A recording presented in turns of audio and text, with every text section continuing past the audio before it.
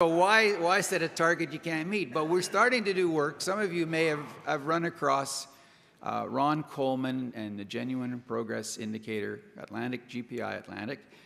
Ron's just turned over his mountains of data compiled over 10 or 12 years to the government, and we are pulling from that a series of measures which we should have available in about a year that we hope will be a little more user-friendly than Ron's material, but a little more applicable than GDP per capita. Get near the end here. A couple of other things that are happening are interesting. Government is just in the process of wiring up all of Nova Scotia with high-speed internet. This is going to make us one of the first jurisdictions totally connected, but it's going to be very helpful. The group that's out there building towers is being supported by a group that's going into communities saying, how can you use this new accessibility to promote your own development? So we're doing some training along with the provision of the wires and towers.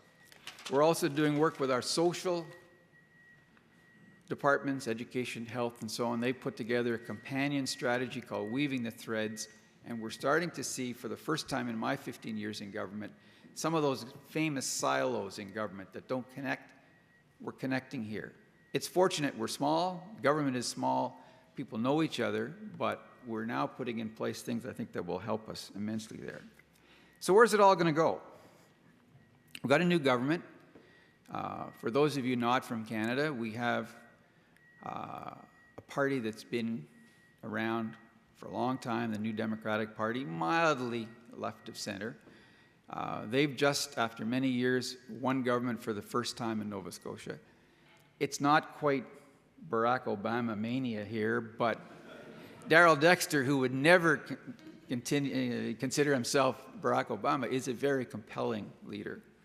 I had the chance a couple of days ago to meet him, and the man has a vision, and I think some of the stuff we're doing is very much part of his vision. But we know there won't be any more money. I think it was a Professor Rutherford at McGill who said, "Gentlemen, we have no money. We must use our brains." Fortunately, here in Nova Scotia, we have lots of brains, and places like Cody are continuing to add to the brain power. What we've got here is, it's not perfect, and I wouldn't even pretend that we've got all the answers. But we have been consistent in our support. We're learning from our mistakes. The CED, ABCD, CD, whatever, that stuff is infiltrating government. Lori chairs a committee called the Community Development Advisory Group that has people from every nook and cranny of government on it, and it's starting to make a huge difference. We have an opportunity with the new government. I suspect there will be a updated, brand new, at least a different color cover economic growth strategy. And my hope is that we can use that opportunity to embed some of this stuff a little more strongly.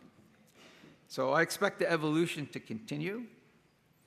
And I hope, as one of my old bosses, actually Father Harold Gardner, who was out of St. FX, ended up working at the Cody, how he once said to me, "Just keep breaking new ground with your mistakes." We are in Nova Scotia, I think, making lots of new mistakes and learning from them. Thank you.